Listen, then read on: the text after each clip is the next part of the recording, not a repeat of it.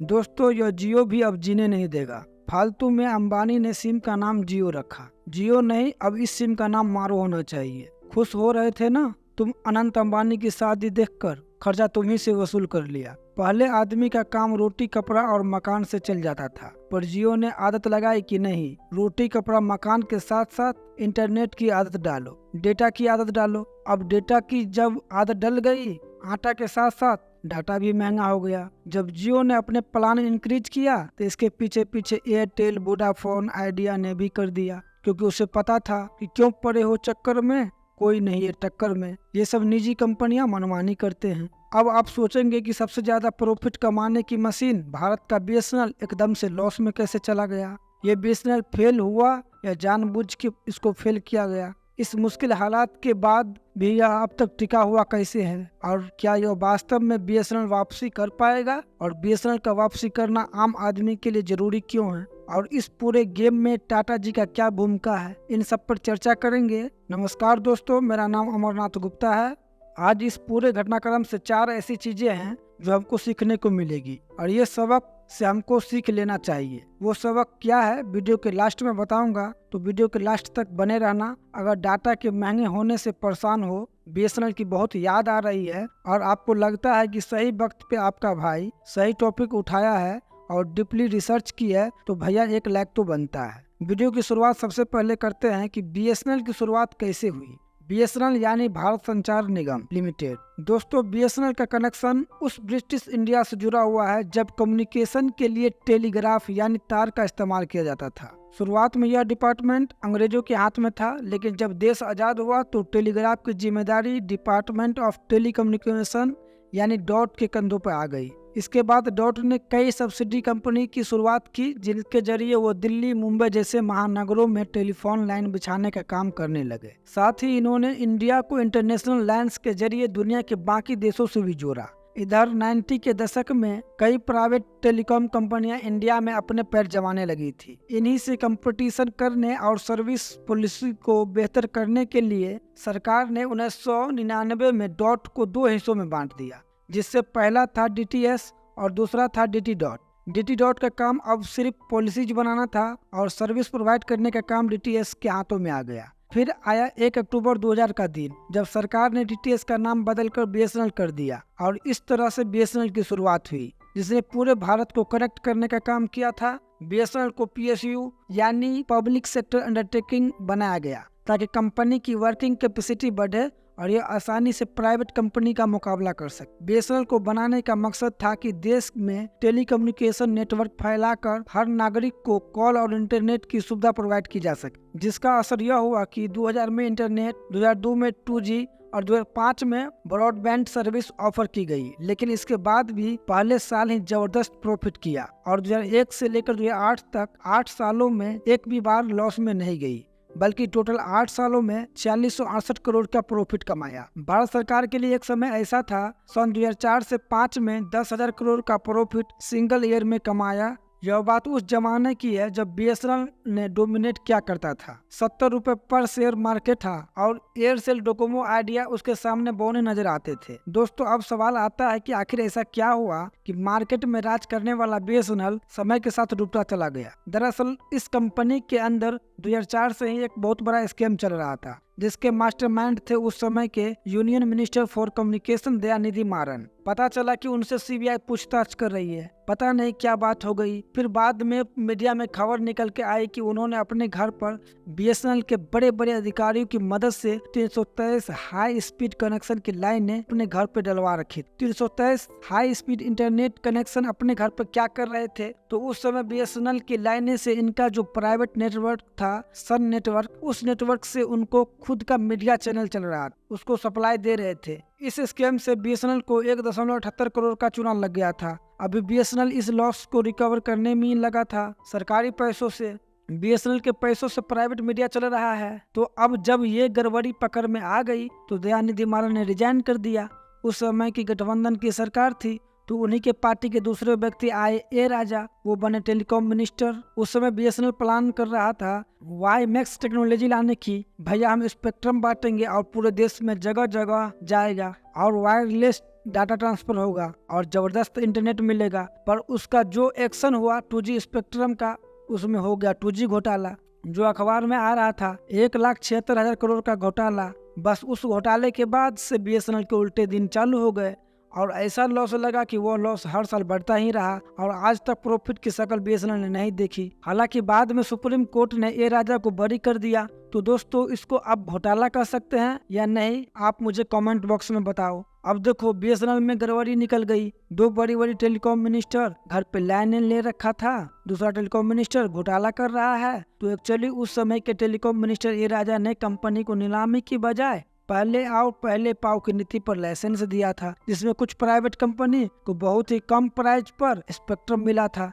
लेकिन जब यह मामला सामने आया तो बड़े लेवल पर CBI इन्वेस्टिगेशन शुरू हो गई और बाकी कंपनी के साथ साथ BSNL के टेंडर की भी जांच होने लगी, जिससे इस कंपनी के कई दूसरे अहम प्रोजेक्ट स्लो पड़ गए। फिर इसे लॉसेज का सामना करना पड़ा। 2007 से 2010 के बीच इंडियन टेलीकॉम इंडस्ट्री में बहुत तेजी से ग्रो कर रही थी और मार्केट में नए नए प्लेयर उतरते जा रहे थे। सभी प्राइवेट कंपनी तरह तरह के प्लान ऑफर करके वह अपने इंफ्रास्ट्रक्चर को मजबूत बनाकर कस्टमर को अपनी तरफ अट्रैक्ट करने की भरपूर कोशिश में लगी हुई थी। लेकिन इस दौरान BSNL पूरी तरह से सुस्त पड़ा था और 2010 में इसका मार्केट शेयर गिर चुका था। इसका असल वजह सरकारी एम्प्लॉय का निठल्लापन कहे या गवर्नमेंट का करप्शन। सरकार ने कहा ये BSNL के नाम पर कुछ भी टेंडर निकलता है, इसमें कुछ न कुछ गड़बड़ी। फिर जांच और 2 मंत्री तो हट गए, क्या करे, बोले ये प्रोजेक्ट ही बंद करो। कुछ नहीं कर रहे नया, तो उसमें नया इक्विपमेंट खरीदना ही नहीं, नए टावर लगाने ही नहीं, जो पड़ा है उसको ही चलने दो।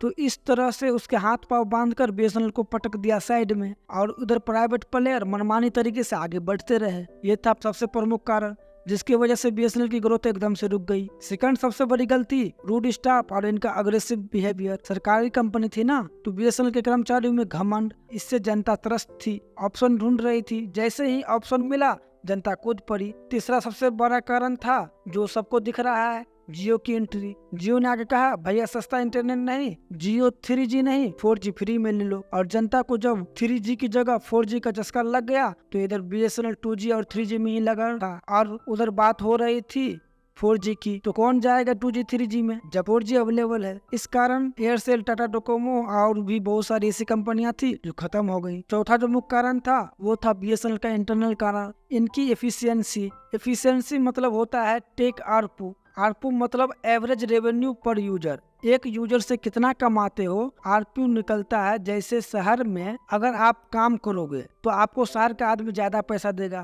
तो आपका आरपू ज्यादा होगा। और BSNL मोस्टली काम करती थी गांव में, दूर दराज में, पहाड़ों में। और तो और BSNL सरकारी कंपनी है जो सस्ता रखना जरूरी था। एक तो इसका इनकम कम था प्लस इसके खर्चे ज्यादा थे। BSNL में एक टाइम पे 1,70,000 एम्प्लॉय हुआ करता था और सबकी मोटी मोटी सैलरी। तो इधर इनकम तो आ नहीं रही और इतने मोटे खर्चे, BSNL की कमर टूटनी तय थी। तो BSNL क्यों टूटा ये आपको समझ में आ गया होगा, लेकिन BSNL टूटना नहीं चाहिए, यह जरूरी है। तो लो जी, BSNL की जरूरत हमको है क्यों, टूट गया तो टूट गया। बहुत कंपनी बंद होती है, एक और सही, लेकिन ऐसा होता तो निजी कंपनी और मनमानी करने लगती। BSNL बंद नहीं होना चाहिए। क्यों, अभी बताता हूँ। सबसे पहला कारण तो दोस्तों आपने अभी आंखों के सामने देख लिया कि टू कंट्रोल द कंपटीशन अभी BSNL खत्म हो गया और प्राइवेट प्लेयर वैसे चले गए। ले दे के 3 कंपनी बच गई है और ये तीनों कंपनी मिलकर 90% बाजार लेकर बैठी है। ये तीनों मिलकर कमरे में जो डिसाइड कर ले वही रेट है। तो इनकी रेट को कंट्रोल करने के लिए इनके मन में डर नहीं है। वो जानते हैं कि हम जो चाहेंगे वो रेट कर लेंगे। जनता के पास कोई ऑप्शन नहीं है, जनता जाएगी तो कहाँ जाएगी। BSNL का नेटवर्क भी मौजूद हो तो BSNL भी बोले हम भी देंगे 4G, हम भी देंगे 5G और हम भी खड़े हैं। तो जनता को जैसे ही प्राइवेट कंपनियां 10 रुपए बढ़ाएगा तो जनता फटाक से BSNL में आएगी और फिर ये डर के मारे अपने आप को रेट कंट्रोल में रखेंगे। अभी इसको कोई डर नहीं है तो इनको डराने के लिए BSNL का खड़ा होना जरूरी है, इसीलिए BSNL जिंदा होना जरूरी है। अब एक सवाल आता है, अगर BSNL में इतनी लंका लगी हुई है, रेवेन्यू आ नहीं रहा है, खर्चा ज्यादा है, टेक्नोलॉजी पुरानी है, सर्विस खराब है, फिर अभी भी BSNL जिंदा कैसे है। अब डोकोमो खत्म हो गया है, एयरसेल खत्म हो गया है, तो BSNL को भी खत्म हो जाना चाहिए। इसके 2 कारण हैं खत्म क्यों नहीं हुआ। पहला, BSNL ने ऐसे ऐसे गाँव में, ऐसे ऐसे पहाड़ों में, ऐसे ऐसे जगहों पर कनेक्शन लगा रखा है जहाँ पे ना कोई अभी तक निजी टेलीकॉम कंपनियां गया है और ना ही जाने की अभी सोच रहा है। BSNL वहाँ पर अपनी सुविधा दे रहा है, जिसके कारण BSNL अभी जिंदा है। और दूसरा कारण है BSNL की सरकारी कंपनी, इसको मिलती है सरकार की बैसाखी। तो मोदी सरकार फंड पे फंड रिलीज करे जा रही है। BSNL की तनख्वाह तो सरकार देगी, रेंट सरकार चुकाएगी और इन लोगों को इनके टावर के खर्चे निभाएगी। तो सरकार की बैसाखी से इनका काम चल रहा है। अब सबसे बड़ा सवाल जिसका शायद आप इंतजार कर रहे हैं कि यह BSNL बाउंस बैक करेगा कि नहीं, वापस आएगा कि नहीं। यह वापस आ सकता है। इसके 4 कारण हैं जिसकी वजह से मुझे लगता है कि आ जाएगा। पहला कारण, करंट गवर्नमेंट। मोदी जी पिछले 5 सालों में 3 लाख करोड़ रुपए से ज्यादा का फंड BSNL को रिवाइवल के लिए रिलीज कर चुके हैं। यह सरकार को पता है कि BSNL को चाहे डुबाया किसी ने भी हो, अगर हमारी निगरानी में BSNL बंद हो गया तो जनता हमें माफ नहीं करेगी। तो कुछ भी हो, कैसे भी हो, BSNL को जिंदा रखना जरूरी है। दूसरा जो मुझे सबसे बड़ा भरोसा है वो इस सरकार से और मोदी जी से भी बड़ा भरोसा है, वो टाटा का भरोसा। जहाँ इस काम का ठेका दिया गया है वो दिया गया है रतन टाटा जी के कंपनी TCS को। 15,000 करोड़ का कॉन्ट्रैक्ट TCS को दिया गया है।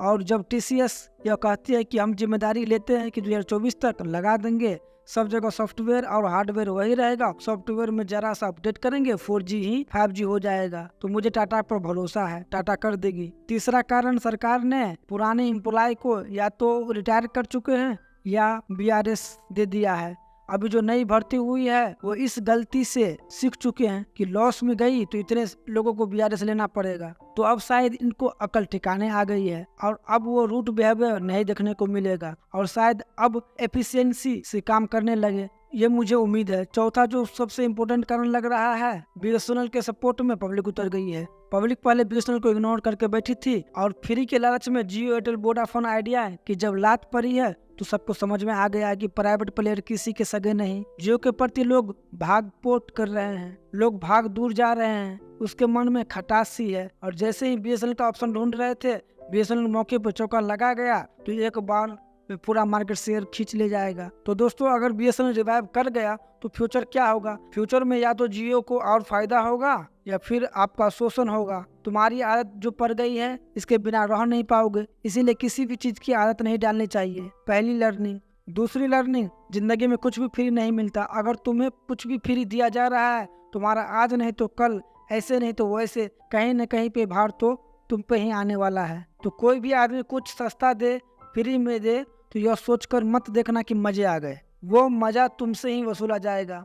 तीसरा लर्निंग, यह चीज हमें BSNL से सीखने को मिलती है कि अपग्रेड रहोगे तो जिंदा रहोगे। जब दुनिया 2G से 3G पे गई, 3G से 4G पे गई और 4G से 5G पे, और BSNL नहीं जा पाया, तभी तो उसकी यह हालत खराब है। प्राइवेट कंपनी की तरह अगर एक साथ के साथ 3G, 4G, 5G लाता तो भाई साहब BSNL इतने बुरे दिन में नहीं जाता, क्योंकि ये बदला नहीं, इसीलिए मारा गया। और चौथा लास्ट, ज्यादा घमंड ठीक नहीं है। ज्यादा घमंड रावण का ही नहीं रहा। हालांकि टेलीकॉम मिनिस्टर ज्योतिरादित्य सिंधिया ने दिल्ली के C. कैंपस में BSNL की 5G नेटवर्क की क्षमता का हैंड्स ऑन टेस्ट किया। इस दौरान सिंधिया ने वीडियो कॉलिंग का अनुभव किया, जिसे 5G नेटवर्क पर किया गया। हालांकि BSNL की 4G और 5G की सेवाओं की लॉन्चिंग में कुछ देरी हो रही है। अब यह देखना है कि BSNL 4G और 5G कब तक पूरे देश में लॉन्च कर पाती है। तो दोस्तों, आई होप दैट कि आपको इस वीडियो में बहुत कुछ सीखने को मिला होगा। अगर आपको ये वीडियो अच्छी लगी हो तो please like, share and subscribe करें चैनल को, और वीडियो में लास्ट तक बने रहने के लिए बहुत बहुत धन्यवाद।